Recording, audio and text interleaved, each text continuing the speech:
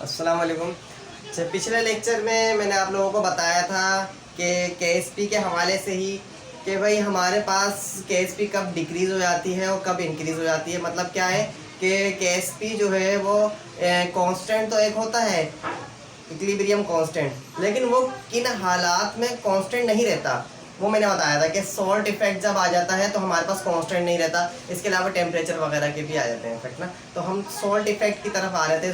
तो salt effect की क्यों हमारे पास ये आता है भाई, अगर हम कोई एक ऐसा कंपाउंड किसी सॉल्यूशन के अंदर मिक्स कर देते हैं कि जो हमारे पास मैक्सिमम डिजोल्व रखता है, मतलब कि नाइट्रेट का कंपाउंड, ज़्यादातर नाइट्रेट के कंपाउंड हम डिजोल्व करते हैं ना वाटर के अंदर।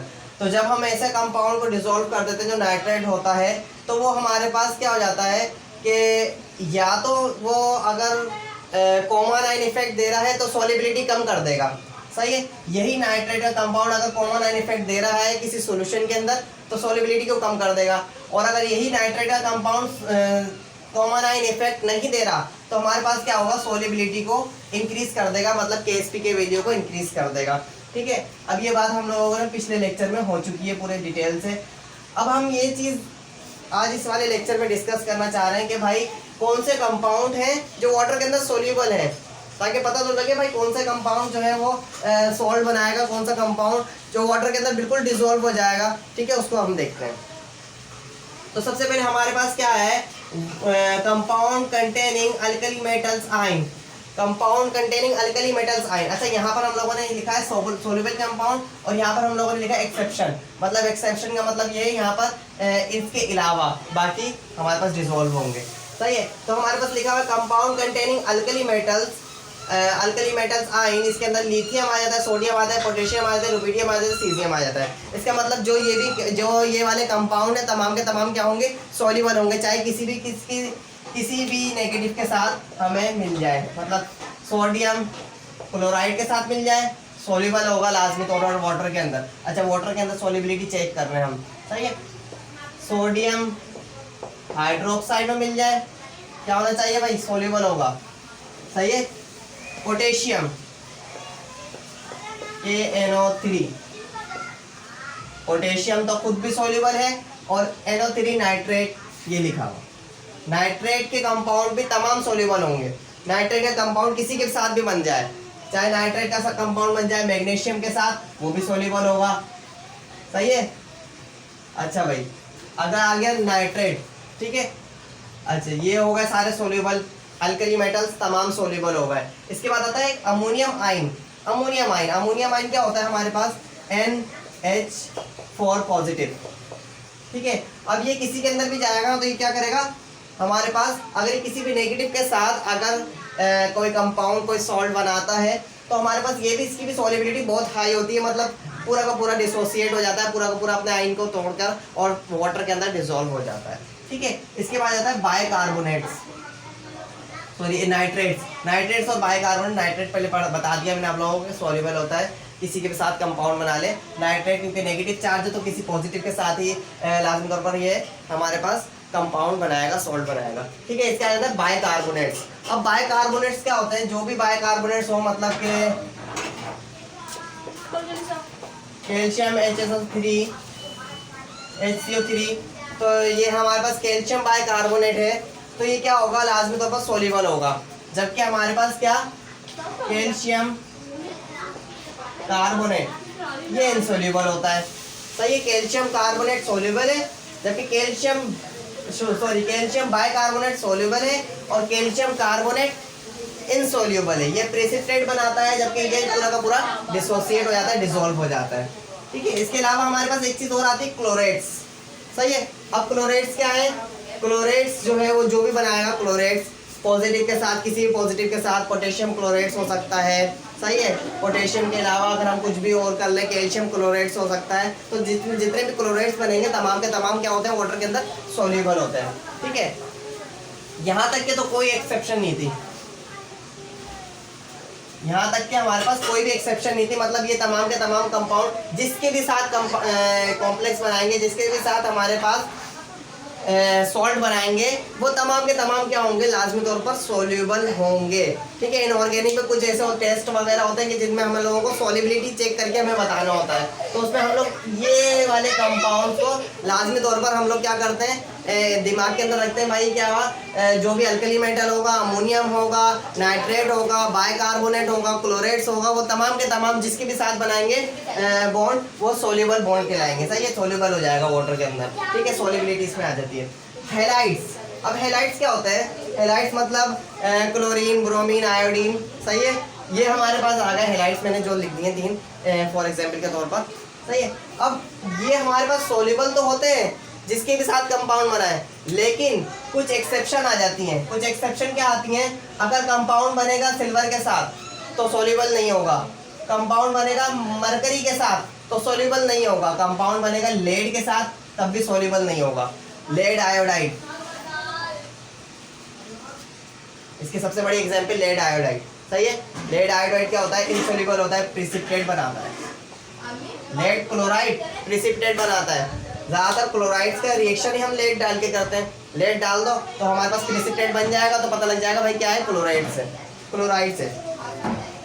क्लोराइड है या फिर हमारे पास ब्रोमाइड है, आयोडाइड है। ठीक है, इस तरीके से हम लोग कर सकते हैं। अच्छा, इसके बाद हमारे पास आते हैं सल्फेट्स। सल्फेट्स क्या होते हैं भाई, सल्फेट्स हमारे पास तमाम सोल्यूबल होते हैं। तमाम का मतलब क्या है तमाम का मतलब में क्या आ जाता है भाई, अगर हमारे पास सिल्वर हो, कैल्शियम हो, स्ट्रोंशियम हो, बेरियम हो, मरकरी हो और लेड हो तो हमारे पास इनसोल्यूबल होगा सल्फेट। लेकिन अगर हमारे पास ये 6 हमारे पास एलिमेंट नहीं है जिसके साथ कंपाउंड बना रहा है सल्फेट या सॉल्ट बना रहा है सल्फेट, ये 6 एलिमेंट नहीं है तो हमारे पास जितने भी कंपाउंड बनेगा सल्फेट्स के तमाम क्या होंगे, सोल्यूबल होंगे। ठीक है, अब यहाँ तक हम लोगों ने क्या देखा कि कौन कौन से कंपाउंड हमारे पास सोल्यूबल होते हैं। मिसाल के तौर पर अगर हम लोग देखें तो कैल्शियम सल्फेट ये हमारे पास प्रेसिपिटेट बनाता है, स्प्रिंगली सोल्यूबल होता है, बहुत कम सोल्यूबल होता है, ज़्यादा से ज़्यादा जो है वो हमारे पास प्रेसिपिटेट बना देता है। ठीक है, इसके बाद हमारे पास आता है इनऑर्गेनिक कंपाउंड्स और इसकी एक्सेप्शन, सॉरी इनसोल्यूबल कंपाउंड और इसके एक्सेप्शन। सही है, अब इनसोल्यूबल कंपाउंड्स और इसके एक्सेप्शन क्या है। अब इनसोल्यूबल कंपाउंड में क्या क्या आ जाते हैं भाई, कार्बोनेट्स, सबसे पहले कार्बोनेट्स आ जाता है। कार्बोनेट्स क्या है, कार्बोनेट्स क्या है, अगर हम वाटर की हार्डनेस चेक करते हैं तो अगर आपको याद हो कि उसके हार्डनेस को हम लोग कैल्शियम कार्बोनेट के उसमें ही रिपोर्ट करते हैं कि भाई कैल्शियम कार्बोनेट कितना ppm आ रहा है। अगर ये ज़्यादा ppm आ जाता है तो हम कहते हैं यार ये ज़्यादा हार्ड है वाटर। ठीक है, तो हम यहाँ पर कैल्शियम कार्बोनेट सबसे ज़्यादा इनसोल्यूबल में, इस वजह से सबसे पहले मैंने इसको लिखा है कि भाई सबसे ज़्यादा जो है वो इस पर ही डिपेंड करता है कि भाई अगर हार्ड वाटर है तो हमारे पास कैल्शियम कार्बोनेट की कंसंट्रेशन निकाल लेते हैं भाई, कैल्शियम कार्बोनेट की कंसंट्रेशन कितनी आ रही है। तो ये जो है वो हमारा यूनिवर्सल जो है मेथड कहलाता है कि भाई कैल्शियम कार्बोनेट की कंसंट्रेशन अगर ज़्यादा आ रही है तो इसका मतलब ज़्यादा इसके अंदर कैल्शियम आयन है, ज़्यादा इसके अंदर मैग्नीशियम आयन है। सही है, तो ये पता लग जाता है भाई कैल्शियम कार्बोनेट इतना आ रहा है तो इसका मतलब ये हार्ड वाटर है। सही है, अच्छा आगे आ जाता है फॉस्फेट। अब फॉस्फेट इनसोल्यूबल है वाटर के अंदर, लेकिन अच्छा एक मिनट पहले सबको डिस्कस कर लेना फिर उसके बाद ये देख लेंगे कि क्यों नहीं है। सही है, फॉस्फेट इनसोल्यूबल है। सही है, फॉस्फेट मतलब कोई किसी के साथ कंपाउंड बनाएगा तो वो इनसोल्यूबल कंपाउंड ही बनाएगा। इसके बाद आता है हमारे पास क्रोमेट्स। सही है, क्रोमेट्स और सल्फाइड्स सबको देख लिया, क्रोमेट्स और सल्फाइड S-2। ठीक है, अब हमारे पास compound containing alkali metals, ion and ammonium. अच्छा भाई, अल्कली मेटल कहाँ से आ गए, अल्कली मेटल यहाँ से आ गए, सोल्यूबल थे। इसको याद करने का मतलब क्या है कि भाई ये तो इनसोल्यूबल ही बनेगा, ये 1 2 3 4 ये बनेंगे तो इनसोल्यूबल ही, जिसके साथ भी बनाएंगे। लेकिन अगर हमारे पास आ जाता है अल्कली मेटल्स तो ये हो जाएंगे सोल्यूबल। अगर अल्कली मेटल के साथ बना लेते हैं तो ये सोल्यूबल हो जाएंगे। अब अल्कली मेटल क्या होते हैं, मतलब यहाँ पर हमारे पास फॉस्फेट वैसे तो क्या है इनसोल्यूबल है, लेकिन अगर ये बन जाता है कोई भी अल्कली मेटल ले लेते हैं जैसे कि सोडियम फॉस्फेट ले लेते हैं, तो सोडियम के साथ अगर ये रिएक्ट कर जाता है और ये कंपाउंड बना लेता है, कोई सॉल्ट बना लेता है, ठीक है, तो हम लोग क्या कहेंगे भाई ये जो अगर सोडियम के साथ रिएक्ट करा हुआ है, वैसे तो फॉस्फेट इनसोल्यूबल है, लेकिन अगर ये सोडियम के साथ रिएक्ट करा हुआ है तो इसका मतलब सोडियम फॉस्फेट है, तो क्या होगा भाई ये सोल्यूबल होगा लाजमी तौर पर। सही है। इसी तरीके से क्रोमेट और सल्फाइड्स की है, ठीक है। नीचे एक चीज और लिखी हुई है मैंने, क्या लिखा हुआ है हाइड्रोक्साइड।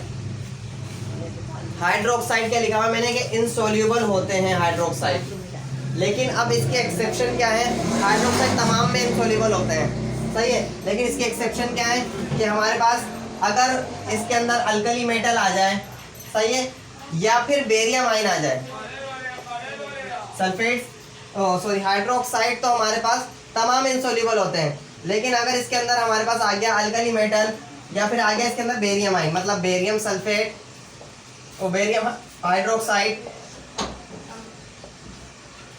या फिर हमारे पास क्या आ गया अल्कली मेटल मतलब सोडियम हाइड्रोक्साइड या फिर पोटेशियम हाइड्रोक्साइड, ठीक है, या फिर कुछ दूसरा भी कर लेते हैं भाई,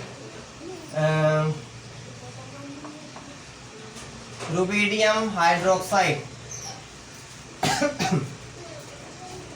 सही है, मैंने 3 एग्जाम्पल लिख देंगे भाई, रुबिडियम हाइड्रोक्साइड आ गया, पोटेशियम हाइड्रोक्साइड आ गया, या फिर सोडियम हाइड्रोक्साइड आ गया, बेरियम हाइड्रोक्साइड आ गया, तो क्या होगा ये हमारे पास सोल्यूबल बना देगा, वरना तमाम चीज़ों में हमारे पास इनसोल्यूबल ही रहेगा। क्यों? क्योंकि यहाँ पर हम लोगों ने लिखा हुआ भाई हाइड्रोक्साइड इनसोल्यूबल है, किस चीज़ में नहीं है, अगर कंपाउंड अल्कली मेटल होगा, अल्कली मेटल आयन के साथ अगर कंपाउंड बनाएगा तो फिर सोल्यूबल हो जाएगा, और अगर हमारे पास बेरियम के साथ कंपाउंड बनाएगा तब भी सोल्यूबल हो जाएगा, ठीक है। तो ये हमारे पास तमाम जो है वो पूरी केमिस्ट्री यहाँ पर समेट के रख दी है कि भाई कौन सा कंपाउंड वाटर के अंदर हमारे पास सोल्यूबल होगा। जहाँ पर भी देखना है, मैं ये चार्ट अगर आप लोग याद कर लो, छोटा सा चार्ट है भाई, अल्कली मेटल तमाम जो है वो सोल्यूबल है, ठीक है, अमोनियम आयन नाइट्रेट्स सोल्यूबल है, क्रोमेट्स जो है क्लोरेट्स जो है वो तमाम सोल्यूबल है, बाइकार्बोनेट्स सोल्यूबल है, ठीक है, और अल्कली मेटल जहाँ पे भी आ जाएगा ना लाजमी तौर पर सोल्यूबल है। ज़्यादातर यही पूछा जाता है भाई, अल्कली मेटल लिख दिया जाता है और लिखा जाता है भाई अगर ये बताओ ये वाटर के अंदर सोल्यूबिलिटी रखता है या नहीं रखता। ज़्यादातर ये टेस्ट में छोटे मोटे MCQs वगैरह में आ जाता है सवाल, ठीक है। तो अब इसके बाद जो हमारे पास वो आएगा ना लेक्चर, वो इस चीज़ का आएगा कि भाई हमने जो पिछला लेक्चर जो कनेक्ट करा था ना, पिछले लेक्चर से उसको कनेक्ट करेंगे कि भाई हमारे पास पिछला लेक्चर ख़त्म हुआ था कि सॉल्ट इफेक्ट तो आता है, लेकिन कॉमन आयन इफेक्ट पे उसका असर क्या होता है सोल्यूबिलिटी का। अगर कॉमन आयन इफेक्ट आ जाता है तो उसका फॉर्मूला किस तरीके से हम लोग फाइंड कर सकते हैं, या कॉमन आयन इफेक्ट अगर आ जाता है तो हम लोग उसकी KSP कैसे फाइंड कर सकते हैं, ये देखेंगे, ठीक है। तो वीडियो को मिस नहीं करिएगा, और ये वाली वीडियो को लाइक करें, शेयर करें और चैनल को सब्सक्राइब करें।